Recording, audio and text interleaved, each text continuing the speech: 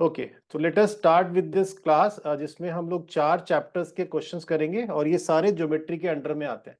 तो ये क्वेश्चंस आपके बुक से ही लिए गए हैं, बट फिर भी हमने आपको क्वेश्चंस दिखाए हैं और आप देख सकते हैं ये सारे क्वेश्चंस एनसीईआरटी से, तो आपको क्वेश्चन वहां पर मिल जाएंगे। अदरवाइज मैं ये पीडीएफ फाइल बना के इस पीपीटी का सभी के साथ शेयर कर दूंगा, जिससे कि आप वो क्वेश्चंस दोबारा से देखना चाहते हैं उस ऑर्डर में जैसे कराए गए हैं देख सकते हैं।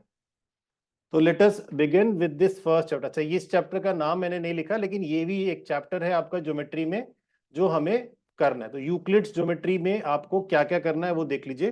तो यूक्लिड्स ज्योमेट्री में बेसिकली 3 मेन पार्ट्स हैं। उनमें से सबसे पहले हमें डेफिनेशंस के बारे में पता होना चाहिए। ये थ्योरेटिकल चैप्टर है, तो ऐसा हो सकता है कि आपको किसी पेपर में पूछा जाए कि जस्ट डिफाइन और गिव 2 डेफिनेशंस ऑफ यूक्लिड्स, तो आप इनमें से कोई भी 2 डेफिनेशंस वहां पर दे सकते हैं। और एल्स क्या ना, इनके ऊपर बेस्ड कोई फिल इन द ब्लैंक्स आ सकता है, या फिर आपको कुछ ऐसा क्वेश्चन आ सकता है जो इसको जस्टिफाई करवाए कि भाई ये क्या डेफिनेशन है, ट्रू फॉल्स। एक स्टेटमेंट दे दिया और आपसे पूछ लिया कि क्या ये डेफिनेशन यूक्लिड्स वाली है या नहीं। तो इन स्टेटमेंट्स को आपने अच्छे से लर्न करना है, जिससे कि आप इनको दोबारा से लिख सके, या इनके बारे में कोई क्वेश्चन पूछा जाए तो आप बता सके। तो ये 7 डेफिनेशंस हैं जिनको इस तरह से समझाया गया। उसमें पॉइंट के बारे में, लाइन के बारे में, पॉइंट्स और लाइन के रिलेशंस के बारे में बताया है, प्लेन सरफेस के बारे में बताया है, और सरफेस और लाइंस का रिलेशन बताया। तो ये सातों डेफिनेशंस आपको सिर्फ इन्हीं 3 चीज पर कॉन्सेंट्रेट करती है। उसके बाद हमारे पास अगली चीज होती है यूक्लिड्स ज्योमेट्री में एक्सियम्स। तो ये एक्सियम्स 7 इन नंबर्स हैं। इन एक्सियम्स में आपको, अच्छा एक्सियम्स क्या होते हैं, पहली बात ये बेसिकली अजम्पशंस हैं। तो इन अजम्पशंस को हम मेजरली हमारे ज्योमेट्री में यूज करते हैं। तो ये अजम्पशंस, ऐसी कोई भी अजम्पशन नहीं है जो आपने लॉजिकली आज तक यूज ना की हो। आप रीड कर सकते हैं, सारी टाइप की अजम्पशंस आपको पता है पहले से, इस चैप्टर से पहले से पता थी, बिकॉज हम लोग यूज कर रहे थे इनको। जैसे कि इस पर्टिकुलर्स में पहली एक ऐसे ही अजम्पशन या एक्सियम्स पढ़ते हैं। तो इसमें लिखा है things which are equal to the same thing are equal to one another. ठीक है ना, दो चीजें जो आपस में बराबर हैं, है ना, किसी एक पर्टिकुलर चीज के, वो आपस में भी बराबर होंगे। तो बेसिकली इस तरह से आपको ये सारे एक्सियम्स यहाँ पर दिए गए, जिनको फिर से वही चीज है, they may ask you 2 3 axioms to write, और they may give a axiom and ask you कि भाई क्या ये एक्सियम करेक्ट है, एंड सो ऑन। तो इस तरह के क्वेश्चंस एक्सियम से और डेफिनेशन से पूछे जा सकते हैं इस पर्टिकुलर चैप्टर से। फिर आपके पास होता है पोस्टुलेट्स, ये भी अजम्पशंस हैं। तो अब एक्सियम्स और पोस्टुलेट्स दोनों अजम्पशंस टाइप हैं। बेसिक डिफरेंस क्या है दोनों में? पोस्टुलेट्स अजम्पशंस होती हैं जो सिर्फ ज्योमेट्री में यूज होती है, ये सारे स्टेटमेंट ज्योमेट्री के लिए बने। लेकिन एक्सियम्स कहीं भी यूज होती है मैथ्स में, चाहे वो अलजेब्रा में यूज करो, ज्योमेट्री में यूज करो, या किसी भी ब्रांच ऑफ मैथमेटिक्स में यूज करो।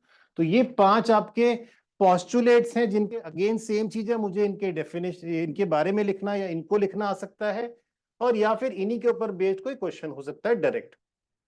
तो ये 3 तरह की चीजें आपको दिमाग में रखनी है यूक्लिड चैप्टर में, यूक्लिड ज्योमेट्री चैप्टर में, जिनके ऊपर बहुत सिंपल सिंपल क्वेश्चंस भी बनते हैं, और आप इनके लिए अपने बुक के क्वेश्चंस को फॉलो कर सकते हैं, जिसमें आपकी 1-2 एक्सरसाइजेज हैं, और यू विल फाइंड कि वो क्वेश्चंस कितने इजी हैं। तो उससे आप लॉजिकल क्वेश्चंस है जिनको आपको आइडेंटिफाई नहीं करना पड़ेगा कि भाई ये मैंने कभी करा ही नहीं है, मैं कैसे करूं। उस तरह के क्वेश्चंस आपको इसमें दिखेंगे जो बहुत सिंपल होते हैं एंड आराम से किए जा सकते हैं। तो इसको मैंने सिर्फ इंट्रोडक्शन के पॉइंट ऑफ व्यू से रखा था। मेजरली हम लोग अब यहां से अपना काम शुरू करेंगे, जो लाइंस एंड एंगल्स चैप्टर के क्वेश्चंस है। तो मैंने कुछ क्वेश्चंस को सेलेक्ट किया है, और मैं कोशिश करूंगा कि इन क्वेश्चंस में ज्यादा से ज्यादा आपको आज करा पाऊं। इसीलिए हम उसको पूरा डिटेल में नहीं डिस्कस करेंगे, या डिस्कस कर भी लेंगे तो हम उसको पूरा डिटेल सॉल्यूशन के पॉइंट ऑफ व्यू से नहीं लिखेंगे। ठीक है, तो अब मैं ये पूरे के पूरे क्वेश्चंस का सेट आपको दे भी दूंगा इन टर्म्स ऑफ इस पीडीएफ, लेकिन अभी हम इनको सॉल्व करना देखेंगे कि ये कैसे सॉल्व होते हैं। तो let us start with this questions, जिसमें सबसे पहला क्वेश्चन में आपको यहाँ पर एक फिगर दिया हुआ है, and you can see the figure, it is having a straight line, उन्होंने बताया भी है, and there are 3 different angles formed. तो मैं देखता हूं यहाँ पर, या मैं जानता हूं इसके बारे में कि से there are angles on a straight line, तो I can just take the sum and equate it to 180. What is the reason? You can write a straight angle or you can write a linear pair. दोनों reasons आप यहाँ पर लिखकर अब y का value जो उन्होंने पूछा है या कुछ एंगल्स पूछे वो निकाल सकते. तो पहले y निकाल लेंगे हम लोग. यहाँ पे there are 3 places of y, 2y and y. Add कर दीजिए, 4y हो गया और ये प्लस 60. तो 4y हो जाएगा आपका, सब्ट्रैक्ट कर दिया मैंने, तो y की वैल्यू आपके पास आ गई 30. तो अब इस वैल्यू को यूज करके आप एंगल AOC निकाल सकते हैं जो वहां पर y प्लस 20 यानी कि वो 50 हो जाएगा. This angle will come 50. Calculation कर रहे हैं तो 2y प्लस 30 में आप 2 इंटू 30 करेंगे, 60 प्लस 30 ये 90 हो जाएगा और y प्लस 10 करेंगे तो 30 प्लस ये 40 हो जाएगा. तो दीज आर द 3 एंगल्स जो हमसे पूछे गए थे इस क्वेश्चन में. ओके एवरीबॉडी, तो ये एक स्ट्रेट लाइन के ऊपर क्वेश्चन है जो कि आप एक्सपेक्ट कर सकते हैं आपके क्वेश्चन पेपर में आपको मिले. मार्क्स के वेटेज के हिसाब से ये 2 मार्क में या 1 मार्क में एज एन ऑब्जेक्टिव क्वेश्चन भी आ सकता है. ठीक है. अब ये क्वेश्चन, अब इस तरह के क्वेश्चन में मुझे कुछ प्रूव करना है जिसमें उन्होंने ROS को 1/2 ऑफ QoS माइनस POS का. तो again this type of question has a specific और स्पेशल मेथड जिसको हमें याद रखना पड़ता है क्योंकि ज्योमेट्री में काफी चीजें हैं जो हमें मेमोराइज रखनी पड़ती हैं सो दैट हम उनको क्विकली यूज कर सकें. हम अपने मेथड्स वहां पे बनाने की कोशिश ना करें स्टैंडर्ड क्वेश्चंस में जो हमने पहले कर रखे हैं और उनको वैसे ही किया जाए जैसे बताया जाता है या बताया जा चुका है. तो इस क्वेश्चन में मुझे इन 3 एंगल्स को रिलेट करना है जो मेरे फिगर में मुझे नजर आ रहे हैं. इन तीनों एंगल्स में से इस एंगल को मैं 2 तरीके से लिख सकता हूं रिलेशन ऑफ द एंगल्स में, जैसे कि ROS can be written as 1 time QoS this angle minus, अब ये लॉजिकली आप देखोगे तो QoS में से अगर मैं ROQ सब्ट्रैक्ट कर दूंगा तो मुझे POS ROS मिलेगा जो इसमें direct relation. This is just relation between the angles. This angle ROQ according to the figure is given to us as 90 degree. एक रिलेशन ये आ रहा है मेरे पास ROS का विद QoS. एक और रिलेशन अलग से लिखना पड़ेगा ROS का जिसमें हम यूज करेंगे POS. तो POS जो है वो आ रहा है ROP में से सब्ट्रैक्ट होके. अब ये जो POS है वो तो आ गया, लेकिन ROP again you can see from the figure it is given to us as 90 degree. तो हमने एक रिलेशन लिखे हैं इन 2 एंगल्स में. इन दोनों को हम लोग अब ऐड कर देंगे जिससे कि ये रिटेन हो जाएगा. 2 बार ROS एडिंग कर रहे हैं और यहां पे QoS माइनस 90, तो राइट साइड के टर्म्स राइट साइड में ऐड होके आ गए और लेफ्ट साइड के टर्म्स लेफ्ट में ऐड होके आ गए. 2 बार 90 प्लस और माइनस में तक कैंसिल हो गया and you can see your result coming in this. ROS double है और यहाँ पे QoS में से POS माइनस हो रहा है, जिसमें से हम अगर अब इसका वैल्यू निकालें या लिखें उसी फॉर्म में लिख सकते हैं जिस फॉर्म में उन्होंने पूछा. ठीक है. तो इस तरह से हम इस क्वेश्चन को करते हैं और मुझे इस तरह के मेथड्स को याद रखना पड़ता है. That is the thing we need to remember कि हमें काफी क्वेश्चंस के मेथड्स याद रखने पड़ते हैं जिससे कि हम उनको यूज कर सकें. ठीक है. Is it okay everybody? Clear सभी को? आपने ये क्वेश्चंस कर रखे हैं, बुक के ही क्वेश्चंस है, इसीलिए बस हम इनको फटाफट एक बार आपके साथ में रिवाइज कर रहे हैं. तो कोई भी अननोन क्वेश्चन आपको नहीं मिलेगा, ज्यादातर क्वेश्चंस वही हैं जो आपके बुक में. तो this is one more question. This is about parallel lines. Lines अगर पैरेलल होती हैं तब हम क्वेश्चंस को कैसे अटेम्प्ट करते हैं ये उसके ऊपर है. तो one if the angle given है 35 देयर एंड 53 हियर. क्वेश्चन में बोला गया है कि मुझे DCE फाइंड करना है. तो लेट अस आइडेंटिफाई DCE. कहां पर ये एंगल है हमारे लिए?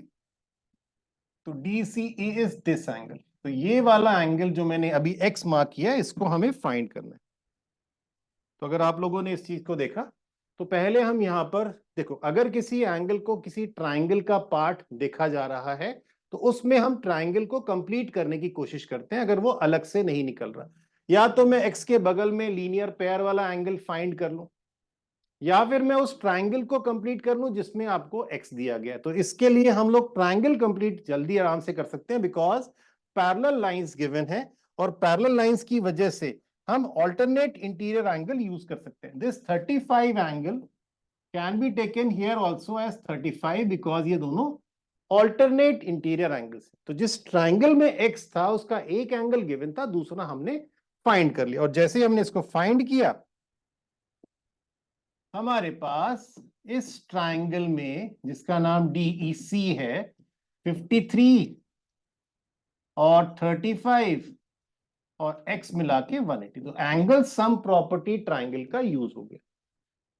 जिसके बाद हम इनको ऐड करेंगे, ये दोनों 88 बन जाएगा, और x निकालने के लिए 180 में से 88 को हम सब्ट्रैक्ट कर देंगे। ठीक है, क्या आंसर आएगा इसका? 92 डिग्री। तो ये क्वेश्चन में था पैरेलल लाइन का कॉन्सेप्ट, पैरेलल लाइन यूज किया और एंगल सम प्रॉपर्टी ट्राइंगल का यूज किया, वन ऑफ द ऑप्शन। कई बार क्वेश्चंस में एक से ज्यादा तरीके होते हैं सॉल्व करने के, तो आप अपने हिसाब से उनको कर सकते हैं, बट करेक्ट आंसर और करेक्ट वे होना चाहिए।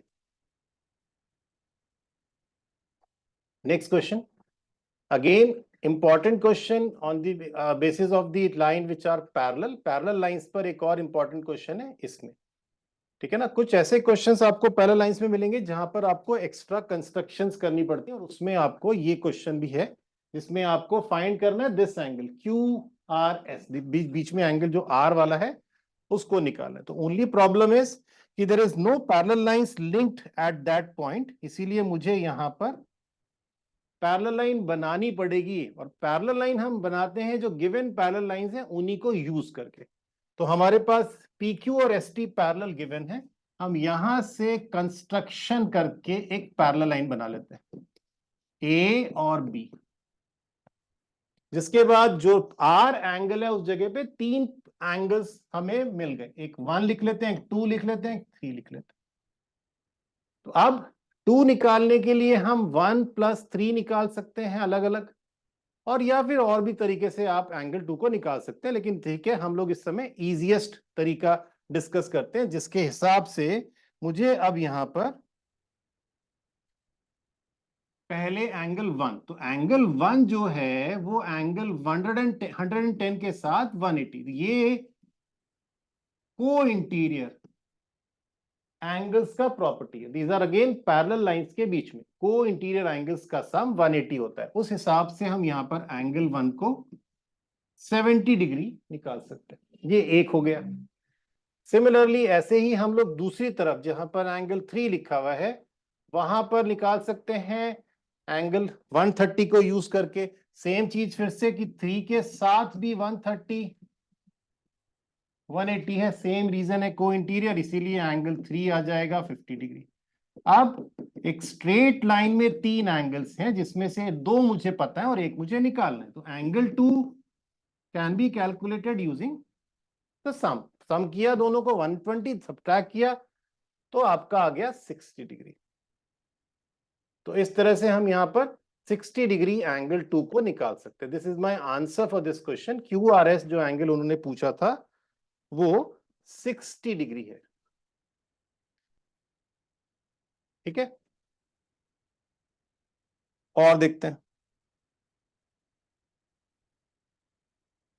उसके बाद, ये क्वेश्चन मैंने अलग से डाल दिया थोड़ा सा, क्योंकि हमें कॉम्प्लीमेंट्री और सप्लीमेंट्री एंगल्स के बारे में कभी कभी क्वेश्चन पूछे जाते हैं। ये एक्सक्लूसिवली कॉम्प्लीमेंट्री एंगल का क्वेश्चन है, जिसमें उन्होंने कहा है इफ टू कॉम्प्लीमेंट्री एंगल्स। पहली बात, कॉम्प्लीमेंट्री एंगल्स का मतलब क्या होता है? जिन एंगल्स का सम 90 होता है, ठीक है ना। तो जिन एंगल्स का सम 90 होता है उन एंगल्स को हम लोग कॉम्प्लीमेंट्री एंगल्स कहते हैं। तो उन्होंने उन्हीं एंगल्स की बात की है such that 2 times the measure of one is equal to 3 times the measure of other. अच्छा, अगर मुझे जनरल फॉर्म में अज्यूम करने हैं दो कॉम्प्लीमेंट्री एंगल्स, तो मैं इस तरह से इजीली कर सकता हूं, like taking one of the angle as x। अगर एक एंगल को मैं x ले रहा हूं,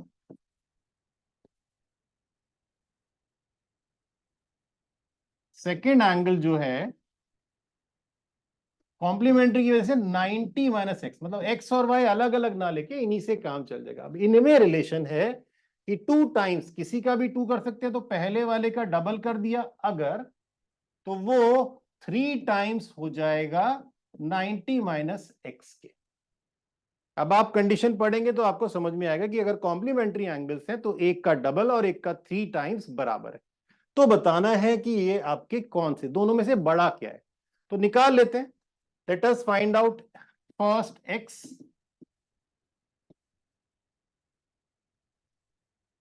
तो जब कैलकुलेट किया तो हमने देखा कि एक्स की वैल्यू आ रही है 270/5, विच इज, एक तो 5 ही आ गया और 4, तो एक्स की वैल्यू 54 है। तो डेफिनेटली तो दूसरा एंगल है वो छोटा ही होगा। आप 90 में से 54 को माइनस करेंगे तो आपको स्मॉल वैल्यू मिलेगी। कितनी? अगर ये 54 है तो ये 36 होगा। तो दोनों में से बड़ा एंगल पूछा है आपसे, वो कौन सा एंगल होगा? 54। तो इस तरह से हम लोग यहां पर एंगल्स निकाल सकते हैं दोनों। ठीक है ना? अब आगे बढ़ते हैं, इसके बाद नेक्स्ट क्वेश्चन देखते हैं। इसके बाद हमारा नेक्स्ट क्वेश्चन है, अभी भी हम लाइंस एंड एंगल्स वाले चैप्टर में एक और एक्स्ट्रा क्वेश्चन देखते हैं, क्वेश्चन नंबर 6 के फॉर्म में। अब क्योंकि किसी क्वेश्चन में अगर फिगर नहीं है तो वो हमें फॉर्म करना पड़ता है। Let us try to make the figure for this question. Question के फिगर बनाते हैं, इसमें हमें क्या कहा गया है उसको पहले एनालाइज करके let us try to make a figure. चलिए अभी मदद करता हूं। आपको एक नॉर्मल रेगुलर ट्राइंगल बनाना है एबीसी। तो अगर हम लोग यहाँ पर ट्राइंगल में एबीसी लिखेंगे तो यही जनरल तरीका है इस तरह से लिखने का। इसमें से आपको बी और सी के एंगल्स के बाइसेक्टर्स मीट कर रहे हैं पॉइंट पी पर। तो यहां से एक बाइसेक्टर निकला, यहां से एक बाइसेक्टर निकला, दोनों मीट करेंगे पी पर, ये बोला उन्होंने। क्रॉस भी कर सकते हैं। उसके बाद through P a line is drawn parallel to BC. तो यहां से एक पैरेलल लाइन बना दी जिसका नाम है एल एम। तो हम ऐसा फिगर ढूंढ रहे थे आपके इसमें, इस इंफॉर्मेशन से। अब इसमें पूछा गया है कि प्रूव करना है जो ये एल एम वाली लाइन है वो B L plus C M के बराबर है। तो मुझे इनको रिलेट करना है किसी तरह से। जनरली पैरेलल लाइंस जब होती हैं तो उनके एंगल्स एक्टिवेट हो जाते हैं, और यहां पे बाइसेक्टर्स भी हैं। तो पहले बाइसेक्टर्स मार्क कर लें। एंगल बी सी बराबर नहीं है तो यहां पर अगर एक्स दो पार्ट है तो यहां पर वाई, ये बाइसेक्टर्स की प्रॉपर्टी से कि ये दोनों एक्स और वो दोनों वाई, पहली चीज। उसके बाद मुझे पैरेलल लाइंस गिवन है तो मैं इस एक्स को यहां भी लिख सकता हूं because they are alternate interior angle, और इस वाई को यहां भी लिख सकता हूं जिसका again alternate interior. Purpose is कि मुझे एल बी पी एक ट्राइंगल लेफ्ट में नजर आ रहा है जो आइसोसेलेस हो गया। Can you all see isosceles triangle here? Because there are two base angles which are equal to each other. Triangle का नाम कौन सा है? L B P. और दूसरा ट्राइंगल यहां पर है इसी तरह से एम पी सी। ये दोनों ट्राइंगल्स आइसोसेलेस हो चुके हैं। दो प्रॉपर्टीज यूज की मैंने यहां पे।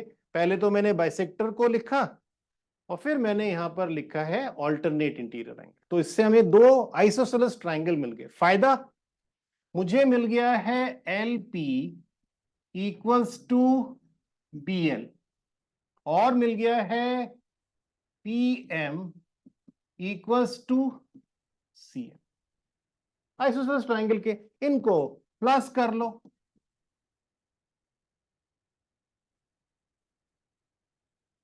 ऐड कर लो, ये दोनों मिलके हो गए एल एम, और ये दोनों मुझे एक साथ चाहिए। तो दिस इज द वे। अब ये कॉन्सेप्ट आगे के लिए भी याद रखना है कि कभी आपको अगर बाइसेक्टर एंगल दिया जाता है किसी फिगर में और आपको फिर उसके बेसिस पे पैरेलल लाइंस भी वहां पर हैं, तो इससे आइसोसेलेस ट्राइंगल्स बना सकते हो। ठीक है, तो ये कॉन्सेप्ट दिमाग में रखिएगा, ये इंपॉर्टेंट कॉन्सेप्ट है। एक्स्ट्रा क्वेश्चंस में कभी कभी इसके बारे में बात पूछ ली जाती है। क्लियर?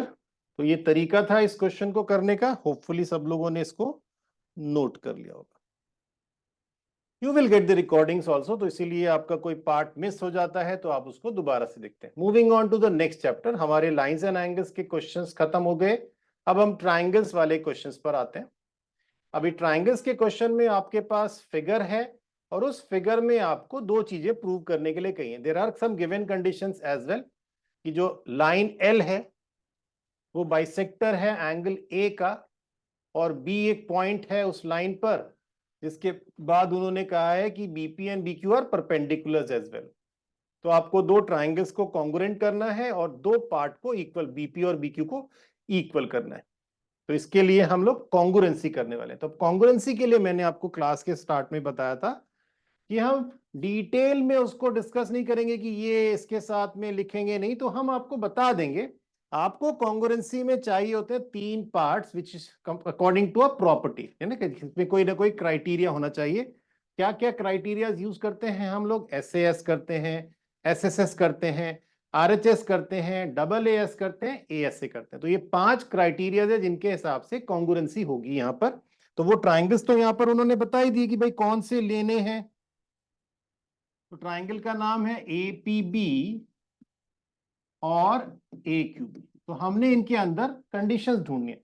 1 2 के बराबर इन्होंने कंडीशन बता रखी है बाइसेक्टर्स से, गिवन है ये। AB is a common side between them and there is a right angle also present in form of P and Q। तो ये तीन पार्ट्स हैं जिनको हम ट्राइंगल कॉन्ग्रुएंसी के लिए यूज कर सकते हैं। बात आती है कि इनके बीच में रीजन क्या आएगा। अब राइट एंगल देखकर हम आरएचएस के बारे में ज्यादा सोचते हैं, लेकिन ऐसा जरूरी नहीं है। यहां पर दो एंगल्स हैं और एक साइड, तो ये डबल एएस की कैटेगरी में जाएगा या एएसए में जाएगा। अब इसमें साइड देखनी है, side is in not between the angles, तो ये डबल एएस कंडीशन से कॉन्ग्रुएंट होगा। फिर अगर इसी ट्राइंगल्स के पार्ट हैं आगे वाले बीपी और क्यू बीक्यू जो इनको पूछा गया है, तो हम उनको भी लिख सकते हैं equal using CPCT reason. What is CPCT? It is the corresponding parts of congruent triangles are equal. तो ये हम लोग यूज करते हैं उन ट्राइंगल्स के साथ में जो आपस में ईदर कॉन्ग्रुएंट गिवन है या हमने उनको कॉन्ग्रुएंट प्रूव कर दिया। तो मुझे इस क्वेश्चन में कॉन्ग्रुएंसी मिल गई और मैंने फटाक से बीपी और बीक्यू को सीपीसीटी से इक्वल लिख दिया। ठीक है, okay with this question also. अगला क्वेश्चन, इसमें भी मुझे कॉन्ग्रुएंसी, अब यहां कॉन्ग्रुएंसी लिखा नहीं है बट फिगर में उन्होंने बताया है कि दो साइड्स आपस में बराबर है और एक एंगल, और प्रूव करना है बीसी और डीई को इक्वल कर दीजिए। तो कभी कभी मुझे कॉन्ग्रुएंसी डायरेक्टली नहीं देते हैं, बट दो पार्ट्स अगर मेरे को मिलते हैं किसी ट्राइंगल्स में या किसी जगह पे जिनको बराबर करना है, तो एक क्राइटेरिया हो सकता है congruency, one of the method. अगर वो ट्राइंगल्स एक में ही हैं, एक ही ट्राइंगल बना सकते हैं उन दोनों पार्ट से, तो वो आइसोसेलेस ट्राइंगल से भी हो जाता है। लेकिन यहां पर मैंने देखा कि बीसी है इस तरह से और डी ही है इस तरह से, तो वो किसी भी तरह से एक ट्राइंगल या एक फिगर के पार्ट नहीं बन रहे। तो हम लोग उनके अलग अलग ट्राइंगल में ही यूज करना चाहेंगे। तो अब हमें सेलेक्ट करने पड़ेंगे ट्राइंगल्स जिनको यूज कर सकते हैं इनको इक्वल करने के लिए। तो ट्राइंगल्स के नाम एबीसी, क्योंकि उसमें बीसी आ गया बेस में, और एडीई जिसमें डी बेस है। मुझे थोड़ा कॉरेस्पॉन्डेंस का भी ध्यान रखना है कि मैं रैंडमली नेम ना लिखूं ट्राइंगल्स के, उसी ऑर्डर में लिखूं जिस ऑर्डर में वो कॉन्ग्रुएंट होंगे। तो ये दोनों ट्राइंगल्स के नाम है, दोनों में बेस के अंदर वो पार्ट है जिनको मुझे कॉन्ग्रुएंट करना है। अब मैंने देखा इसमें ए बी गिवन है ऑलरेडी इक्वल्स टू एडी, ये लिखा हुआ है यहाँ पे, और ए सी गिवन है ए के बराबर ऑलरेडी। एक एंगल भी दे रखा है, लेकिन ये एंगल मेरे ट्राइंगल में फिट नहीं हो रहा। It is not complete part of the triangle. मेरा ट्राइंगल जो है ना वो इस तरह से, मैं अगर मैं ध्यान से देखूं तो मेरा ट्राइंगल जो है वो यहां से शुरू हुआ, यहां गया, ऐसे गया और ऐसे गया, एंगल यहीं रह गया बेचारा। तो एक पार्ट उसमें से कम है। ऐसे ही जब मैं दूसरे ट्राइंगल में गया घूमने, तो मैंने देखा वो ऐसे गया, तो उसमें भी आप देख सकते हैं कि आपको एक पार्ट जो है वो उसमें कम है, ठीक है ना, जो एंगल गिवन है वो दोनों फिट नहीं हो रहे। तो हम इस केस में उस एंगल को पहले ट्राइंगल के रेस्पेक्ट में मॉडिफाई करेंगे। तो इन दोनों को मॉडिफाई करना है, इन दोनों में ऐड करना है कॉमन पार्ट, यही यूक्लिड ने बताया, इसी को हम लोग यहां पर यूज करें, ठीक है ना। इसमें हम लोग एक पार्ट ऐड करेंगे जिसका नाम है डीएसी। तो अगर कोई काम हम दोनों तरफ करते हैं इक्वेशन के, तो इक्वेशन सेम रहती है। यहां पे हमारा पर्पस था कि हमारे एंगल को हम पूरा कर सकें, बिकॉज वो थोड़ा अधूरा था। तो इनको ऐड करने से हमें एक जगह मिल गया BAC और एक जगह मिल गया DA। ये दोनों एंगल्स हमारे इन दोनों साइड के साथ अब मैच हो जाएंगे, बीच में आ जाएंगे और SAS लग जाएगा। तो after we have seen this thing, ये मॉडिफिकेशन वाला स्टेप बहुत इंपॉर्टेंट है यहाँ पे, जिसको आपने ध्यान रखा। जैसे ही ये बीच में स्टेप आपने किया तो ट्राइंगल कॉन्ग्रुएंट हो गए, रीजन साइड एंगल साइड वाला, और फिर इनके पार्ट्स। तो ये क्वेश्चन इसीलिए इंपॉर्टेंट है क्योंकि इसमें ट्राइंगल का हमें एंगल मॉडिफाई करना पड़ा। तो ये चीज आप दिमाग में रखें कि ट्राइंगल, अगर एंगल गिवन है तो वो जरूरी नहीं कि उसी ट्राइंगल के पार्ट में बन जाए जिनको आपने पूछा है कॉन्ग्रुएंट या करना है congruent. That is the thing here we need to use.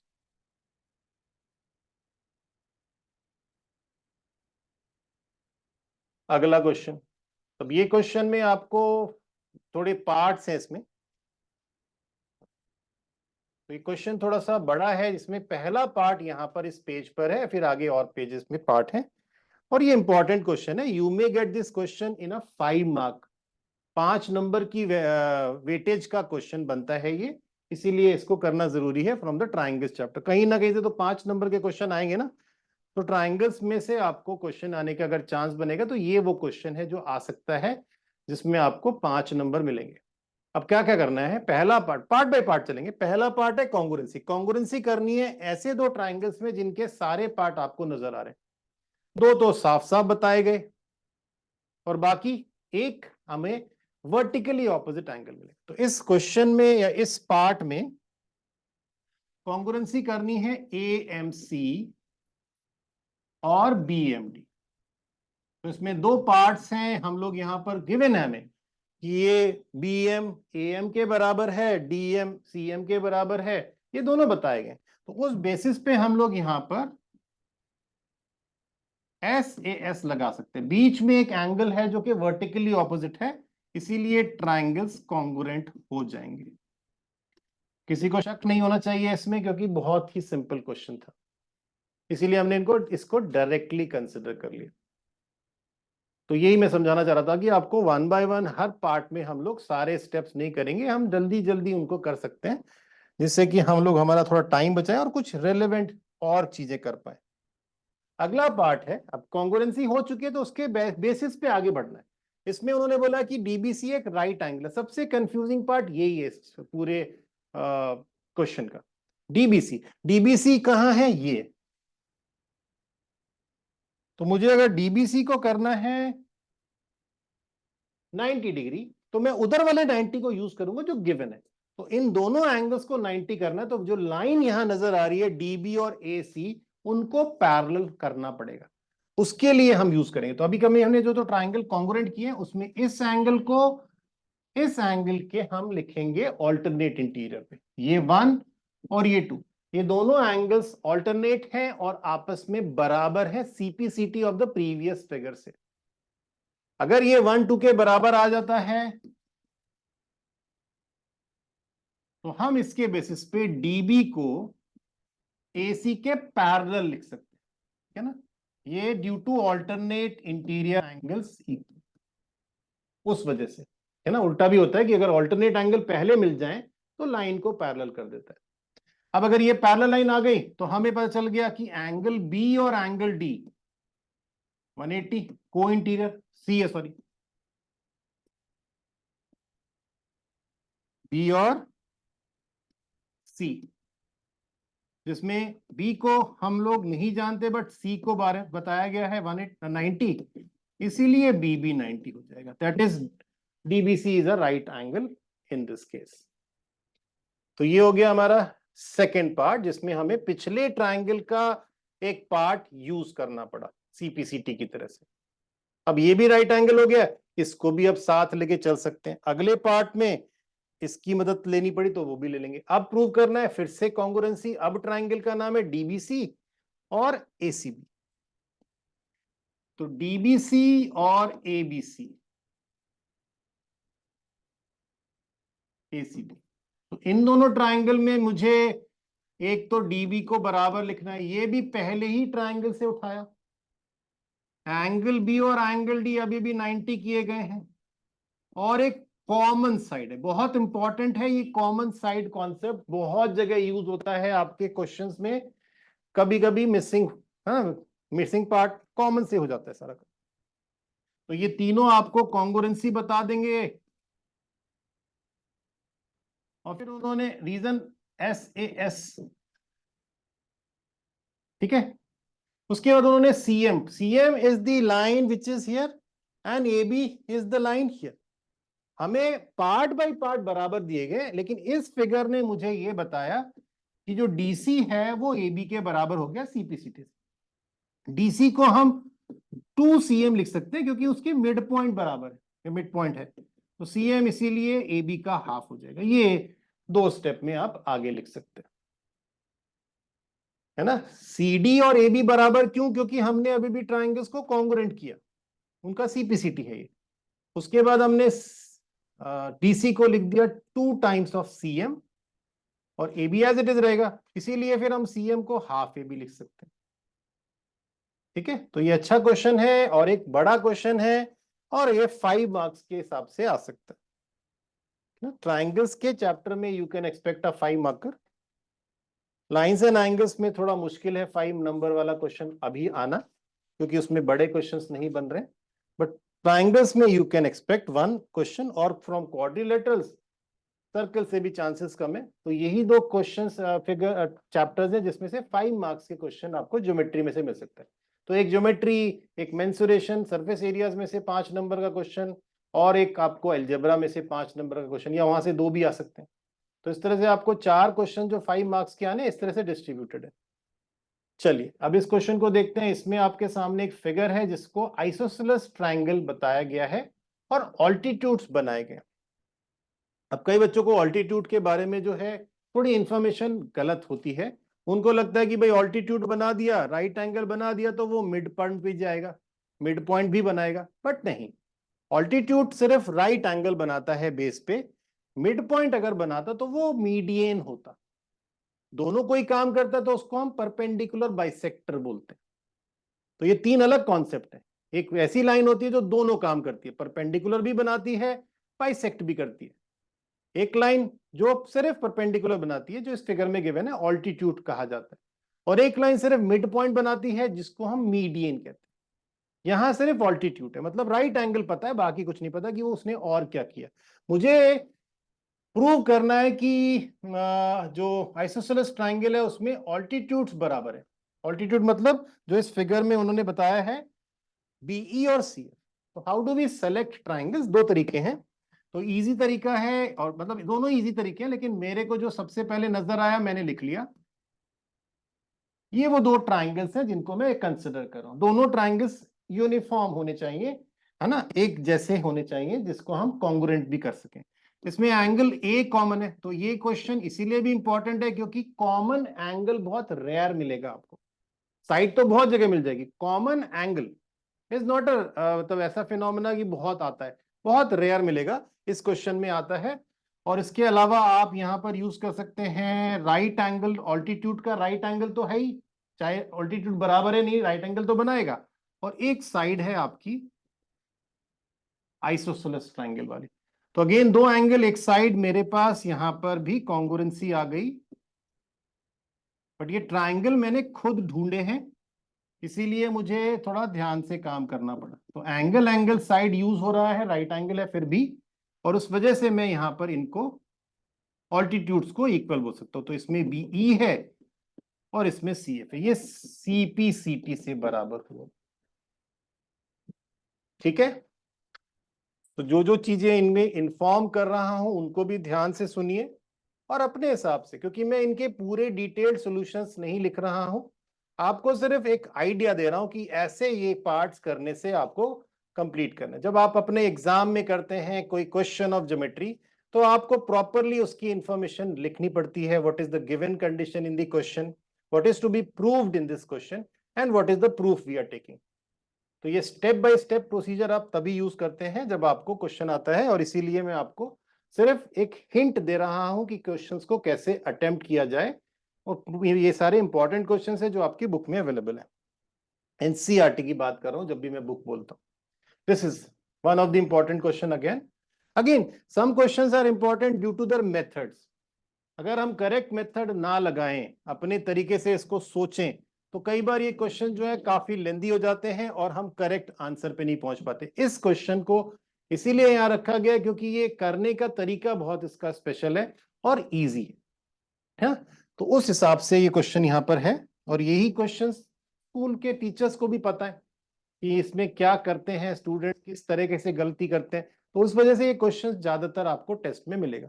तो ये क्वेश्चन में आपको एक ट्राइंगल ए बी और ए सी आइसोसेलेस है, और एक AC और AD वाला ट्राइंगल आइसोसेलेस। तो हम यहां पर चाहते हैं कि एंगल C राइट एंगल हो जाए।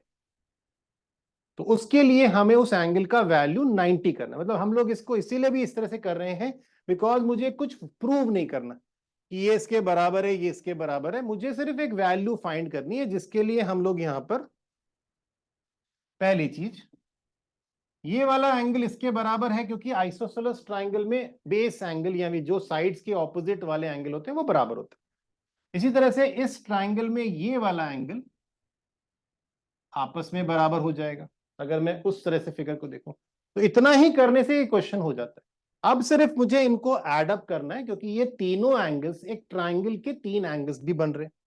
तो अगर मैं ध्यान से देखूं तो मेरे ट्राइंगल का नाम है DBC, जिसमें एक एंगल है D, एक एंगल है B और एक एंगल है DCB। तीनों का सम 180। डी एंगल को हमने y माना हुआ है, इसको हमने x माना हुआ, और ये x प्लस y। तो जब इसको हमने कंबाइन किया तो 2 बार x आ रहा है, 2 बार y आ रहा है, और दोनों मिला के 180। तो इसीलिए x प्लस y को हम 90 लिख सकते हैं by taking 2 common and cancel. तो इसका मतलब है कि जो x प्लस y है वो C एंगल, या जो उन्होंने नाम लिखा था BCD एंगल, वो 90 हो जाएगा। This is the easiest possible method of this question. ठीक है ना? तो हम इसको इस तरीके से करें तो हमारे लिए बेस्ट है। मूविंग ऑन, ये क्वेश्चन, और ये भी एक उस क्वेश्चन कैटेगरी में है जो कि 5 मार्क्स के लिए आ सकता है, क्योंकि इसमें भी काफी सारे पार्ट्स हैं जो हमसे पूछे जा रहे हैं। और उसी लिए तो 2 पार्ट तो मुझे नजर, यहाँ दोनों 2 ही हैं इसमें। तो इसमें इस फिगर के अंदर मुझे 2 सेट ऑफ ट्राइंगल्स को कॉन्ग्रुएंट करना। तो क्या क्या इंफॉर्मेशन है? अब यहाँ पे इंफॉर्मेशन है अबाउट द मीडियन। अब ये फिगर में तो दिख रहा है कि भाई ये लाइन राइट एंगल तो बना नहीं सकती, क्योंकि गिवन फिगर है, और आप अगर इसको राइट एंगल बोलेंगे तो फिर तो वो गलत ही माना जाएगा। ये टेढ़ी लाइन है, लेकिन इसका क्या पर्पस है? मीडियन की वजह से इसको हम मिड पॉइंट, यानी कि हम M और N को मिड पॉइंट बोल सकते हैं इस फिगर का या बेस का। तो वो एक एडिशनल इंफॉर्मेशन मुझे, मीडियन का और कुछ काम नहीं है ना। कई लोगों से मैं पूछता हूँ व्हाट इज द मीडियन, तो बोलते हैं sir it divide the triangle into 2 equal parts. But वो मीडियन का काम है जो मुझे यहां पर किसी काम का नहीं है। ठीक है ना? मेरे लिए मीडियन जरूरी है ट्राइंगल्स में कि वो मिड पॉइंट कनेक्ट करती है, मिड पॉइंट बनाती है। वो मेरे लिए ज्यादा जरूरी इंफॉर्मेशन, और वही आपको समझना भी है। तो इसीलिए इस क्वेश्चन में मुझे पहले इन दोनों ट्राइंगल को कॉन्ग्रुएंट करना है जिनका नाम है ABM और PQM। तो आगे चलते हैं आराम से यहाँ पे। तो इन दोनों ट्राइंगल्स में पहले हम ट्राइंगल्स को कॉन्ग्रुएंट करेंगे, जिसके लिए मुझे छोटे वाले ट्राइंगल्स देने। एक ट्राइंगल है हमारे पास ABM और दूसरा ट्राइंगल है PQ। तो मुझे बताया गया कि भाई AB जो है वो PQ के बराबर है, ये गिवन है, मार्क्ड भी है, और AM जो है वो PN के बराबर है, ये भी गिवन है। और BC बराबर है QR के। अब ट्राइंगल तो बना नहीं ऐसे, वो तो आगे निकल गया, तो इनको हम लोग हाफ कर देंगे, या डबल लिख सकते थे BM का, और इनका हाफ, एक का BM है और एक, यही मीडियन का काम था। तो ये 1, 2 और 3 साइड्स मिल गई, तो इसीलिए हमारे ट्राइंगल कॉन्ग्रुएंट हो गए SSS से। तो ये SSS कंडीशन से कॉन्ग्रुएंसी हो गई। ठीक है, तो ये एक सेट ऑफ ट्राइंगल पूछा गया। दूसरा ट्राइंगल था ABC और PQR द कंप्लीट वंस, जिसमें फिर से AB को PQ के इक्वल लिया जा सकता है, इसमें BC को भी लिया जा सकता है QR के इक्वल। तीसरा पार्ट हम एंगल लेंगे। अब ये कहां से आ गया? ये आ गया पिछले ट्राइंगल के पार्ट्स में से, CPCT से। ये दोनों ट्राइंगल में है एंगल, दोनों के लिए कॉमन, इसीलिए हम इस एंगल को पहले पार्ट में प्रूव करके अगले पार्ट में यूज करते हैं। तो ये तीसरा वाला पार्ट हो गया, और हमारे ट्राइंगल अब कॉन्ग्रुएंट हो गए। क्या रीजन लगा इसमें? SS। ठीक है, तो अगर मैं डायरेक्टली दूसरे वाले सेट को करने चला जाऊं तो उसके पार्ट्स नहीं मिल पाएंगे मुझे जिनको कॉन्ग्रुएंट कह सकते हैं। Is it okay everybody? क्या किया हमने यहाँ पे? तो ये ऐसे करना था। क्वेश्चन नंबर 6 था जो सामने नजर आ रहा है, जिसमें हमें, तो ये भी एक थोड़ा हायर वेटेज में आ सकता है, 5 मार्क्स तो नहीं, लेकिन हाँ 3 मार्क्स में तो बन सकता है। चलिए, moving on to the next chapter. Triangles के भी हमने काफी इंपॉर्टेंट क्वेश्चंस कर लिए। अब आते हैं हम लोग अगले टॉपिक पर, जिसका नाम है क्वाड्रिलेटरल। थोड़ा सा इससे भी डरते हैं स्टूडेंट्स, पता नहीं क्यों। बस किसी भी टॉपिक में अगर आपको लगता है कि मुझे इसके क्वेश्चंस करने नहीं आ रहे हैं, तो मेरा ऑब्जेक्टिव रहना चाहिए कम से कम NCERT में उसको अच्छे से कवर कर लूं। ठीक है ना? अगर मैं NCERT कवर कर लेता हूं तो मेरे लिए बहुत इजी हो जाता है उसको एग्जाम के लिए प्रिपेयर करना, और मैं उसे उतना ही सिलेबस मानूं। मैं जहां पर भी ये सोचने लगता हूँ कि पता नहीं क्या करना है, कैसे करना है, वहां दिक्कत ज्यादा होती है। तो try to focus on your book, जिसमें आपको क्वेश्चंस बुक से करने हैं। NCERT के सारे क्वेश्चंस कर लो अच्छे से विद एग्जांपल्स। तो ये क्वेश्चन आप एक्सरसाइज में ढूंढने जाओगे तो नहीं मिलेगा। क्यों? क्योंकि ये एग्जाम्पल में गिवन, एग्जाम्पल्स भी करने हैं मुझे सारे के सारे बुक के, और मुझे सारे क्वेश्चंस एक्सरसाइज के भी करने। तो इस क्वेश्चन में आपको बोला गया है कि एक आइसोसेलेस ट्राइंगल है ABC। अब नया चैप्टर आ चुका है, लेकिन ज्योमेट्री रिलेटेड है। ऐसा नहीं कि वो आपको बताएंगे कि भाई इस फिगर में ट्राइंगल है तो ये ट्राइंगल से होगा, है ना, इस फिगर में क्वाड्रिलेटरल बन रहा है तो ये ट्राइंगल से नहीं होगा। ऐसा कुछ नहीं, सब रिलेट हो जाते हैं, सब आपस में मिक्स हो जाते हैं, जैसे कॉन्ग्रुएंसी में यहां भी कर सकता हूं अगर जरूरत पड़े तो। बट देखते हैं। तो मुझे AB और AC बराबर बताए गए हैं, और AD बाइसेक्ट कर रहा है एक एंगल को, एक्सटीरियर एंगल को, जो यहां पर है ये। तो मैं इस पार्ट में, बाइसेक्टर का मतलब मेरे लिए इक्वल एंगल्स होते हैं, वो मेरे लिए ज्यादा अच्छा, क्योंकि आइसोसेलेस भी है तो मैं इनको भी बराबर ले लेता हूं, क्योंकि ये दोनों भी बराबर हो जाएंगे। मुझे क्वेश्चन में बोला है कि शो दैट पैरेलल लाइन भी है भाई, CD और AB पैरेलल है, ये वाली टेढ़ी वाली लाइन, ये पैरेलल भी, ये पैरेलल का सिंबल बना दिया इस पे। तो DAC angle which is X and BCA angle which is Y को इक्वल प्रूव कर। ठीक है, तो अब जल्दीबाजी में हम कह सकते हैं कि सर X तो Y के बराबर है। क्यों सर? क्योंकि ऑल्टरनेट इंटीरियर एंगल्स है, तो ये ऑल्टरनेट इंटीरियर एंगल है, no doubt, but they are not equal. क्यों? क्योंकि AD और BC के बारे में नहीं पता कि वो लाइन कैसे पैरेलल गिवन है, इसका मतलब ये नहीं कि सब जगह चला लेंगे उसको। तो ये पैरेलल लाइन जो गिवन है, उनसे हम लोग X को Y के इक्वल नहीं कर सकते। हाँ, अगर इसके इधर और इधर एंगल बना तो कर देते, बट ऐसा नहीं है। तो मुझे पहले यहां पर इनको इक्वल करना पड़ेगा, क्योंकि ऑल्टरनेट है, इक्वल करना पड़ेगा। वो करने के लिए मुझे यहां पर यूज करना है एक्सटीरियर एंगल प्रॉपर्टी। ठीक है, तो देखो चैप्टर है क्वाड्रिलेटरल्स, बट हम यूज कर रहे हैं ट्राइंगल की प्रॉपर्टी। देखो भाई, तो ट्राइंगल ABC के अंदर एक एक्सटीरियर एंगल है QAC जो कि B प्लस C के बराबर हो। वैसे इस साल इस प्रॉपर्टी को अलग से नहीं बताया गया है part of the chapter lines and angles में, लेकिन क्या ये प्रॉपर्टी आपको पता है पहले से? बिफोर योर क्लास 9th किस क्लास में किया था? 8th मत बोलना, उसमें नीचे। ओह, 7th क्लास में। तो 2 साल हो गए इस प्रॉपर्टी को करे, बट कोई प्रॉब्लम है इसको? आता है ना सबको एक्सटीरियर एंगल का प्रॉपर्टी। तो ये एक्सटीरियर एंगल पर बना है 2x और B प्लस C पर बने y और y। तो इससे हमें 2x और 2y इक्वल मिलेंगे, तुम काट दो x y की बात। तो पहले इक्वल करना पड़ा। अब क्योंकि ये एक्सटीरियर ऑल्टरनेट एंगल्स भी हैं, since the above angles are alternate as well,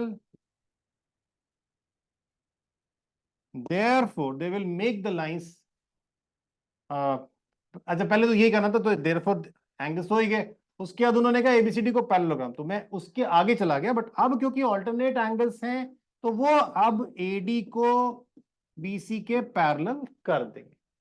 क्यों किया? क्योंकि अगले स्टेप में उन्होंने कहा पैरेललोग्राम बनाओ उसको, जिसकी एक लाइन पैरेलल गिवन है, दूसरी लाइन को पैरेलल हमने कर दिया, या उसको बराबर करके भी कर सकते, बट ठीक है पैरेलल बना दिया। तो अब हम इसको भी पैरेलल बोल रहे हैं और वो भी पैरेलल था, तो हम क्वाड्रिलैटरल, जिसको हम लोग ऐसे सिंबल से डिनोट कर सकते हैं, ABCD जो है वो पैरेललोग्राम बन गया। तो पैरेलल एक सेट ऑफ लाइन गिवन थी और एक सेट ऑफ लाइन हमने यहां पर यूज की, मतलब हमने अपने हिसाब से बना ली। ठीक है।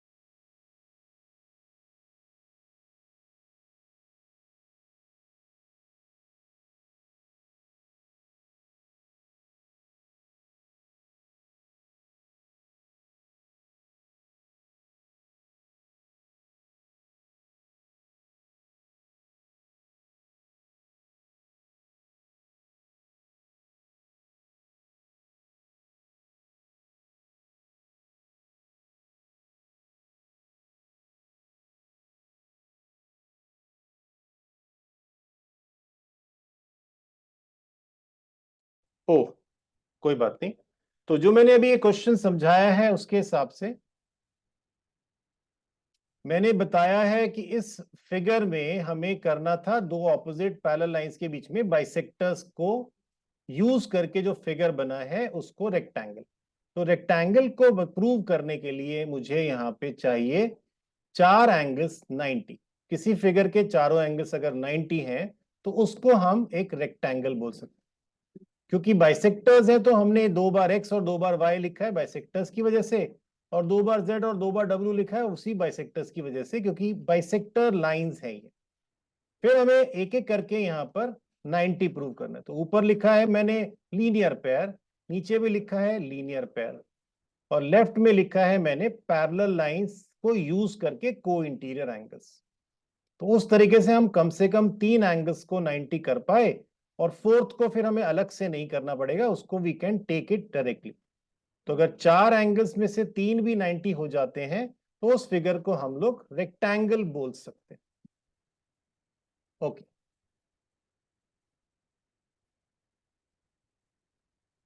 आइए क्वेश्चन नंबर 3। अब शो करना है diagonals of a square. Diagonals of a square are equal and bisect each other at right angles. मुझे प्रूव करना है कि जो डायगोनल्स होते हैं एक स्क्वायर के वो बराबर होते हैं, और उनके साथ में उस फिगर को हम लोग मतलब डायगोनल्स को हम लोग राइट एंगल पर बाइसेक्ट भी कह सकते हैं। तो स्क्वायर इज अ फिगर, थोड़ा यूनिफॉर्म है हर चीज, इसमें सारी प्रॉपर्टीज क्वाड्रिलेटरल की इसके अंदर होती हैं। तो इस फिगर में मुझे अगर डायगोनल्स को बराबर करना है, पहले इक्वल कर लेते। टू मेक डायगोनल्स इक्वल, ये भी 5 नंबर की क्वेश्चन में आ सकता है। मुझे पहले ट्राइंगल्स का सेट लेना पड़ेगा, ये वाला। If I can prove these two triangles equal congruent, sorry, तो आप साइड्स को सीपीसीसी से इक्वल बोल सकते हैं। एक स्क्वायर है याद रखना, तो इसके सारे साइड्स और सारे एंगल्स आपको पता है इक्वल होते हैं और 90 होते हैं। तो यहां पे डीए को ले सकते हैं सीबी के इक्वल, एंगल ए को लिख सकते हैं एंगल बी के, और ए बी कॉमन है।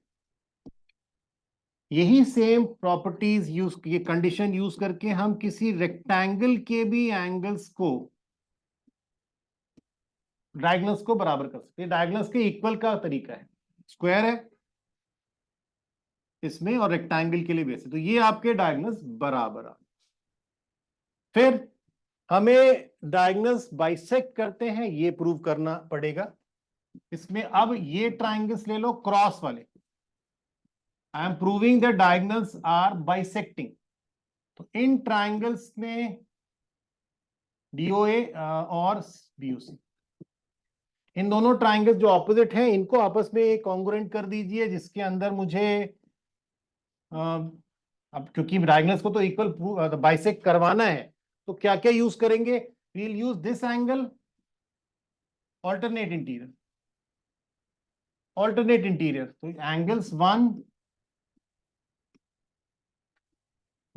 3 के बराबर ऑल्टरनेट, 2 4 के बराबर again alternate, and we have DA equals to CB, it is the opposite side. तो इससे तीनों पार्ट्स मिल गए, तो ये ट्राइंगल्स हो गए कॉन्ग्रुएंट, और इन्होंने मुझे दिया बाइसेक्शन। तो डीओ ओबी के बराबर और एओ ओसी के बराबर आ गया। ठीक है, आफ्टर बाइसेक्शन मुझे प्रूव करना है कि राइट एंगल बनेगा। राइट एंगल के लिए हम ट्राइंगल्स ले सकते हैं डीओए और डीओसी, साइड वाले ट्राइंगल्स। इन ट्राइंगल्स में डीए डीसी के बराबर, सारी साइड बराबर है, किसी को भी यूज करो। और अभी अभी हमने एओ को ओसी के इक्वल बनाया पिछले फिगर में, और इसी फिगर में डीओ कॉमन भी है। तो ये ट्राइंगल्स आपको देते हैं congruency between the adjacent triangles, SAS use हुआ इसके अंदर। और एसएएस के बाद हम लोग इन दोनों एंगल्स का सम 180 लेकर, क्योंकि ये स्ट्रेट लाइन पर है, 90 उनमें से किसी को भी बोल सकते हैं। तो that will prove that diagonals के बीच में राइट एंगल है 90 डिग्री। तो इस क्वेश्चन में 3 पार्ट्स हैं, इसीलिए थोड़ा सा लेंदी है, और मैं इस क्वेश्चन को इसीलिए 5 मार्क्स की वेटेज में डाल सकता हूं। मैंने भी बताया था ना कि you can get a 5 marker from triangles chapter as well as from the quadrilateral chapter. तो दोनों से भी आ सकता है ना, क्योंकि ज्योमेट्री का वेटेज जो है वो थोड़ा ज्यादा होता है, इसीलिए दोनों में से आ सकता है आपके पास। तो ये वाला पार्ट हो गया।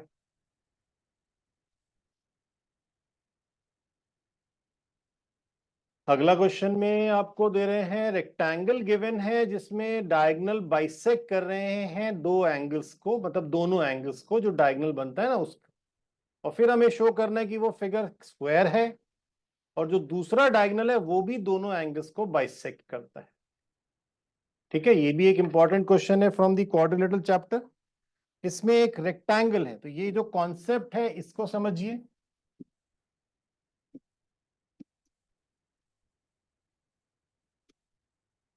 एक रेक्टेंगल के अंदर एक डायगोनल बनी हुई है जो कि एंगल्स को बाइसेक्ट कर रही है ना। हर रेक्टेंगल में नहीं करता ऐसा। ठीक है, रेक्टेंगल इज अ फिगर जिसके डायगोनल बाइसेक्ट नहीं करते हैं एंगल्स को, इसमें कर रहे हैं, ये स्पेशल कंडीशन है, इसीलिए आगे जाके स्क्वायर बन गए। तो अगर ये दोनों बराबर है तो हमें पता है कि हमारे पास, हमें अगर इसको स्क्वायर बनाना है, how can you make a rectangle square? Right angle तो उसमें है, अगर साइड बराबर हो जाए, अगर साइड बराबर हो जाए किसी फिगर की तो वो बन जाता है एक स्क्वायर, रेक्टेंगल से स्क्वायर। तो वो चीज यहां पर हमें करनी है। तो उसके लिए हम लोग क्या कर सकते हैं, हमें बताया गया है कि भाई ये दोनों बराबर है क्योंकि हमने बाइसेक्ट किया, तो उससे हम 2x और 2y भी, क्योंकि ऑपोजिट साइड्स तो इक्वल एंगल तो इक्वल होते हैं, तो अगर 2x 2y के बराबर है, both of them are 90 degree, तो मैं x को y के इक्वल ले सकता हूँ, 45 भी बोल सकता था, लेकिन ठीक है। तो ये दोनों एंगल्स अगर इक्वल है तो ट्राइंगल DAC आइसोसेलेस बन जाएगा, और उसने फिर मुझे DA DC के बराबर बता देना है।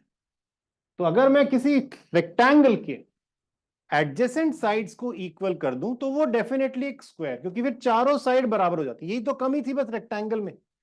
रेक्टेंगल और स्क्वायर में क्या कमी है कि रेक्टेंगल की चारों साइड बराबर नहीं होती हैं, बाकी सब तो उसके अंदर है, और उसके इसीलिए स्क्वायर करने के लिए मुझे इसके सारे साइड बराबर करने, तो एडजेसेंट बराबर होगी तो चारों बराबर होगी। Since all sides are equal, ABCD is a square. अब स्क्वायर बन गया,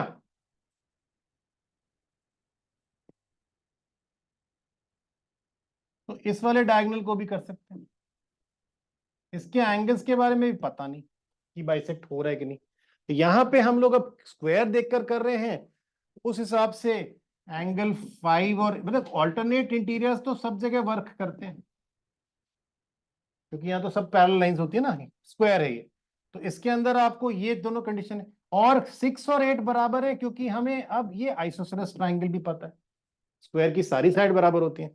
तो ये 3 कंडीशंस मुझे बताती हैं कि एंगल 5 और 6 को इक्वल ले सकते हैं 7 और 8, which is the required condition for proving bisector of the angles. अगर एंगल को बाइसेक्टर प्रूव करना है तो क्या करना होता है, हमें चाहिए उसके एंगल्स बराबर साइड में। तो अगर 5 6 के बराबर है तो बाइसेक्ट हो गया D, 3 7 8 के बराबर है तो बाइसेक्ट हो गया B। तो इस तरह से हम लोग यहाँ पे बाइसेक्शन बता सकते हैं डायगोनल्स के थ्रू बी और डी का। बट वो स्क्वायर था, उसके बाद हमने किया रोम्बस में भी कर सकते हैं यही चीज, रोम्बस के भी डायगोनल्स बाइसेक्ट करते हैं एंगल्स को, और स्क्वायर में भी करते हैं। प्रूविंग वाला पार्ट हमने किया, अदरवाइज आप इसको डायरेक्टली यूज कर सकते हैं। ठीक है,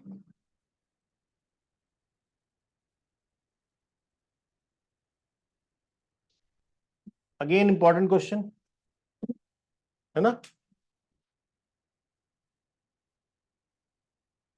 तो इस क्वेश्चन में मुझे अगेन ये भी एक 5 मार्क्स के ऊपर बेस 5 मार्क्स में आ सकता है क्वेश्चन। ट्रेपीजियम के फिगर में, जैसे फिगर इस तरह का है, एक ट्रेपीजियम है जिसमें 2 लाइन पैरेलल हैं और एक 2 साइड्स बराबर है ना, आइसोसेलेस ट्रेपीजियम बोलते हैं।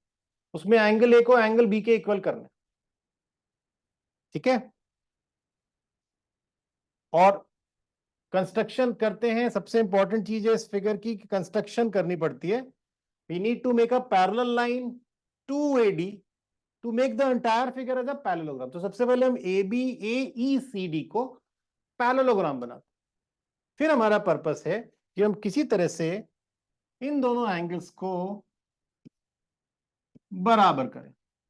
उसके लिए पैरेललोग्राम की भी कंडीशन यूज करते हैं और ट्रेपीजियम जो गिवन था उसकी भी यूज करते हैं। हमें बताया गया था एडी बराबर है बीसी, हमने कहा भाई एडी को ईसी के भी इक्वल ले लो, क्योंकि हमने कंस्ट्रक्शन से पैरेललोग्राम बना दिया, उसको बाहर है ना वो तो फिगर के, तो उससे ये दोनों साइड आपस में बराबर हो गई, 1 और 2 बराबर हो गए। तो उसके बाद अगर 1 और 2 बराबर हैं, तो इन दोनों एंगल्स को इक्वल करने के लिए, जिसको हम ए और बी बोल रहे हैं, क्या करना है वो देख लीजिए। तो वहां से अब हमारा कंडीशन शुरू, और ये जो इनिशियल कंडीशन थी स्टेप्स के हिसाब से, देखो बड़े क्वेश्चन में याद रखने के लिए स्टेप्स याद रखिए कि क्या क्या थे। अब स्टेप्स की डिटेल आप कर पाओगे अगर अपने स्टेप्स याद कर रखे, स्टेप्स ही याद नहीं है तो फिर प्रॉब्लम। तो पहला स्टेप था कंस्ट्रक्शन, उसके बाद सेकंड स्टेप है एंगल 1 और एंगल 2 को इक्वल करना आइसोसेलेस ट्रायंगल बना के। तीसरा स्टेप है कि हम अब 1 और 2 को एक्स और वाई से रिलेट करेंगे। 1 वाई से रिलेट हो जाएगा बाय लीनियर पेयर, और 2x से रिलेट हो जाएगा बाय को interior angles in a parallelogram या adjacent angles in a parallelogram. इन दोनों को आप इक्वेट कर सकते हो, और फिर 1 को 2 के से कैंसिल, क्योंकि वो बराबर है, तो उससे हम एंगल ए और एंगल बी को इक्वल कह सकते हैं। तो ये कंडीशन था, ये प्रूफ था इसका कि ए और बी कैसे बराबर होंगे। ठीक है ना। दूसरा पार्ट है सी डी।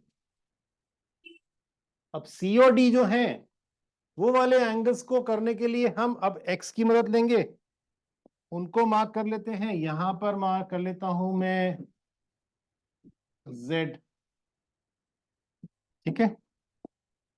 तो क्योंकि अब x प्लस जेड में ऑलरेडी रिलेशन था, ट्रेपीजियम तो था ही ना वो, y प्लस डब्ल्यू में ऑलरेडी रिलेशन था, क्योंकि ये भी ट्रेपीजियम से आ रहा है, इनको इक्वेट कर सकते हैं बिकॉज दोनों 180 के बराबर है। x को ऑलरेडी y के इक्वल कर चुके हैं, इसीलिए बचा हुआ ये भी बराबर हो जाएगा। ये सी डी है। ठीक है, स्टैंडर्ड तरीका है इसका, ध्यान रखना पड़ता है बस इस क्वेश्चन को करने के लिए। ठीक है। अब अगर मुझे इसके अगले पार्ट में जाना है, कॉन्ग्रुएंसी ऑफ द ट्रायंगल, वो बहुत आसान हो गया, क्योंकि अब मेरे पास ए और बी इक्वल आ चुके हैं। तो कॉन्ग्रुएंसी करने के लिए मैं अब इसमें कॉन्ग्रुएंसी करने के लिए मुझे बस बीच में से लाइन बनानी पड़ेगी, क्योंकि ट्रायंगल तो तभी कंप्लीट होगा ना, वो गिवन नहीं है। तो हम इसको आपस में ज्वाइन कर देंगे और कॉन्ग्रुएंसी प्रूव कर देंगे, क्योंकि एंगल ए और एंगल बी इक्वल है, तो ए बी हो जाएगा कॉमन साइड, एंगल ए और एंगल बी इक्वल हमने प्रूव किया है, और एडी और बीसी को हम ले सकते हैं गिवन। उसके बाद कॉन्ग्रुएंसी आ जाएगी, तो एसी और बीडी इक्वल हो जाएंगे बाय सीपीसीटी, वो डायगोनल से। ठीक है ना। तो ये कंडीशन से हम इसको कॉन्ग्रुएंट कर सकते हैं, एस ए एस यूज होगा इसके अंदर, ए एंगल और बी एंगल को यूज करेंगे एज प्रूव्ड कंडीशन। ये देख लो। नेक्स्ट क्वेश्चन में, तो एबीसीडी एक रोम्बस है और मुझे उसके मिड पॉइंट्स को ज्वाइन करके जो फिगर मिलेगा उसको रेक्टेंगल प्रूव करना है ना, नोन क्वेश्चन।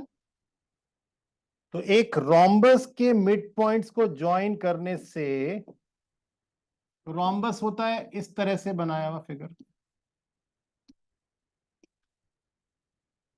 इसके मिड पॉइंट्स ले लेते हैं, ये P है, ये Q है, ये R है, ये S है,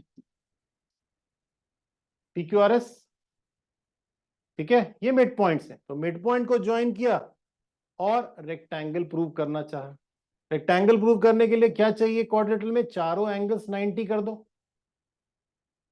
चारों एंगल्स 90 कर दोगे तो हो जाएगा। तो इसके भी 2-3 तरीके हैं, लेकिन एक तरीका जो अभी मुझे इजी लग रहा है वो बता देता हूं। ये है diagonals of the original rhombus, जिसके यहां पर राइट एंगल होता है। तो अगर मैं इस छोटे से फिगर को, इसमें मेरे को नाम लिखना पड़ेगा, इसमें मैं लिख देता हूँ, एबीसीडी तो यूज हो गया, ई ओ और एफ। अगर मैं इस फिगर को पैरेललोग्राम कर दूं तो एंगल ओ पी के बराबर हो जाएगा। ऐसे कहीं पर भी मैं चारों एंगल्स को 90 कर सकता हूं 1 बाय 1। तो ये कैसे होगा? यहां लगता है हमारा मिड पॉइंट। मिड पॉइंट में पी क्यू अगर मिड पॉइंट्स हैं तो वो एसी के पैरेलल हैं, और एस आर भी यही काम करता है। पी क्यू एक और काम करेगा क्योंकि वो एसी का हाफ भी हो जाएगा, यही काम एस आर भी करेगा। तो इस कॉमन कंडीशन से पी क्यू और एस आर इक्वल और पैरेलल आ जाएंगे। It is a sufficient condition to prove a parallelogram. ठीक है ना? अब पैरेललोग्राम में इसके अंदर मैंने बेसिकली पी क्यू और एस आर को यूज किया। तो पी क्यू का पार्ट लेते हैं। पी क्यू जो है वो एस आर, पी क्यू को, अच्छा मुझे इसके बीच में आना था, सॉरी, मैंने यहाँ पे पूरा फिगर वैसे कर दिया, लेकिन let us come to the part जिसको मैं चाह रहा था करना, क्योंकि मुझे सिर्फ इस पार्ट को करना है।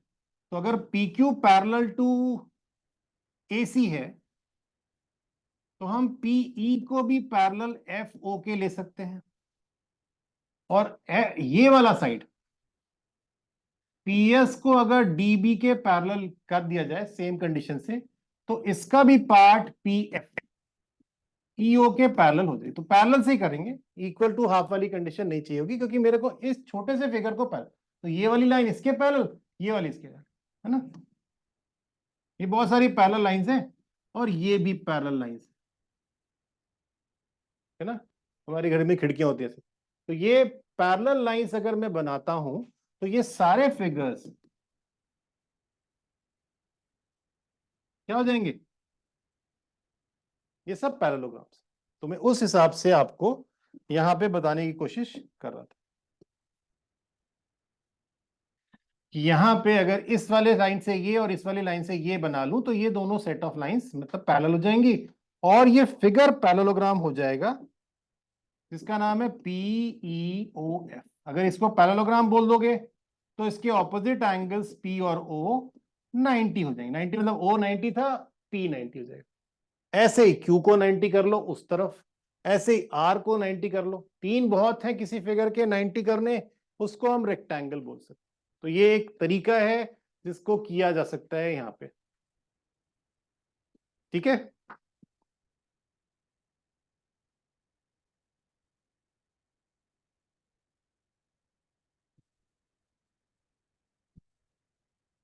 इसी का दूसरा पार्ट है कि अगर हम लोग किसी फिगर में रेक्टेंगल के मिड पॉइंट ज्वाइन करें तो क्या वो रोम्बस बन जाता है? तो अब रेक्टेंगल बना लेते हैं, ये मिड पॉइंट्स हैं, ज्वाइन कर दो। तो ये जो फिगर आपके अंदर बना हुआ है यहां पर, इसको रोम्बस। रोम्बस कैसे प्रूव होता है? चारों साइड बराबर करनी है। तो चारों साइड बराबर करनी है तो दो चारों एक साथ तो आएंगी नहीं, दो दो करके होंगी। तो इन ट्राइंगल्स को कॉन्ग्रुएंट कर लो। एपी पीबी के बराबर मिड पॉइंट था, एस ए क्यूबी के बराबर, रेक्टेंगल्स के आधे, साइड बराबर है, हाफ भी बराबर होंगे, राइट एंगल्स। तो ये दोनों ट्राइंगल कॉन्ग्रुएंट हो जाएंगे साइड एंगल साइड से। ठीक है? जिससे कि हम लिख सकते हैं पीएसपी और पीक्यू बराबर। फिर ऐसे ही इसमें और इसमें कर सकते हैं, ये वाली साइड इसके बराबर। और एक और बोल सकते हैं, इनको आप हम लोग सिमिलरली लिख सकते हैं। मतलब जो एक जैसा काम है एक बार ही आप कर दो, बाकी टाइम उसको सिमिलरली से बता दो, अगर बिल्कुल एग्जैक्टली सिमिलर कंडीशंस हैं उसमें भी। तो आपको तीन सेट ऑफ ट्राइंगल्स को यहां पर यूज करना है, चारों साइड को इक्वल करने के, दो दो करके, दो दो और दो, सब कुछ आपस में इक्वल आ जाएंगे। तो अगर चारों साइड इक्वल हो जाएंगी यहां पे, तो हमारा फिगर जो है वो बन जाएगा रोम्बस। रोम्बस के लिए हमें ये काम करना था।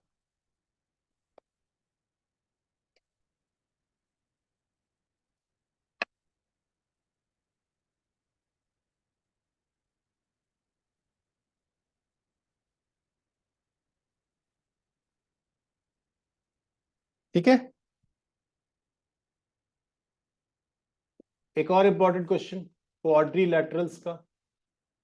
There is a parallelogram ABCD जिसमें आपके पास हैं दो मिड पॉइंट्स और आपको यहां पर प्रूव करना है कि जो लाइंस हैं AF और CE वो ट्राइसेक्ट करती हैं आपके DB को।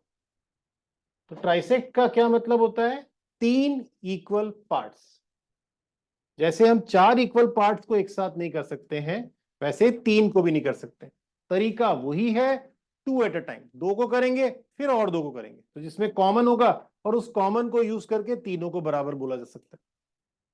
अब यहां पे क्योंकि मुझे मिड पॉइंट्स, क्योंकि कॉमन बनाने के लिए, इक्वल करने के लिए मिड पॉइंट्स, क्योंकि एक ही लाइन पर है ना सारे, तो मुझे मिड पॉइंट चाहिए P और Q रेस्पेक्टिव पार्ट्स के। तो DQ का मिड पॉइंट P हो जाएगा और BP का मिड पॉइंट Q हो जाएगा, तो काम बन जाएगा।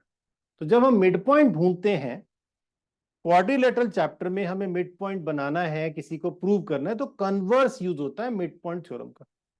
अब उस फिगर के, उस कॉन्सेप्ट के हिसाब से मुझे एक ट्राइंगल में पैरेलल लाइन चाहिए और मिड पॉइंट चाहिए जहां से वो लाइन निकले, तो वो ऑटोमेटिकली अगले जाके मिड पॉइंट पर टच हो जाती है। तो यहां पर इस कॉन्सेप्ट को यूज करना है। एक ट्राइंगल DQC है और एक ट्राइंगल BPA है। तो ट्राइंगल्स जो मैंने आपको बताए हैं वो ये, एक ट्राइंगल है DQC, इसमें कन्वर्स ऑफ मिड पॉइंट लगाएंगे, और एक है आपका BPA, इसमें भी यही करेंगे। तो ढूंढते हैं कि क्या ऐसा कुछ है। तो वी हैव इस फिगर में मिड पॉइंट F, तो मिड पॉइंट तो मिल गया, लेकिन यहां से चलने वाली लाइन क्या QC के पैरेलल है? ये लिखा है यहां पर कि ये लाइन पैरेलल है, या सिर्फ फिगर में नजर आ रही है उससे हम कंसिडर कर लें? हाँ, हमें ऐसे यूज नहीं करना, रिक्वायरमेंट है लेकिन ऐसे नहीं कर सकता हूं। हमें पहले इसको करने के लिए FABC पैरेललोग्राम प्रूव करना पड़ेगा, जब के बाद ये कर पाएंगे। तो ये पैरेललोग्राम कैसे प्रूव होगा? इसमें हम AE और FC को बराबर, इक्वल और पैरेलल ले सकते हैं। मिड पॉइंट्स इसीलिए दिए हुए कि वो ऑपोजिट साइड को आधे में बराबर भी कर दे, और पैरेलल लाइन तो पैरेलल होती है, चाहे उसका पार्ट ले लो चाहे पूरी ले लो। तो इसीलिए हम इसको पैरेललोग्राम प्रूव करेंगे, फिर ये कंडीशन लग पाएगी। मतलब ये आपका पहला स्टेप हो गया, उसके बाद ये सेकंड स्टेप, और ये थर्ड। तो ऑर्डर बहुत इंपॉर्टेंट है कि हमें क्या करना था। इसमें हम लोग करेंगे E को मिड पॉइंट और EQ को, वो सेम लाइन दोनों के लिए पैरेलल में यूज जाएगी फ्रॉम द मिड पॉइंट्स। एक उधर से आ रही है, एक इधर से जा रही है। यहां पर E मिड पॉइंट का काम करेगा और EQ AP के पैरेलल ले लेंगे। तो इधर से हमें मिलेगा DPPQ और यहां से मिलेगा PQQ। दोनों में PQ कॉमन है, और ये होता है ट्राइसेक्शन का मतलब, तीन इक्वल पार्ट्स ट्राइसेक्ट करते हैं। तो इस तरह से इस क्वेश्चन को करना था।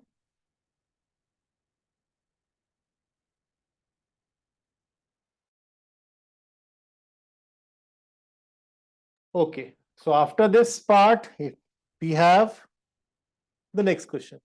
तो ये भी एक अच्छा क्वेश्चन है क्वाड्रिलेटरल्स में से, मेरे ख्याल से क्वाड्रिलेटरल का, हाँ ठीक है। तो we can just stop at this point in this. तो बाकी के जो चैप्टर्स हैं सर्कल्स एंड दी अदर्स, वो हम लोग नेक्स्ट क्लास में कंसिडर कर लेंगे, जिसमें मैं सर्कल्स ले लूंगा और हेरॉन्स फॉर्मूला ले लूंगा और सरफेस एरियाज के क्वेश्चंस बता दूंगा और स्टैट्स।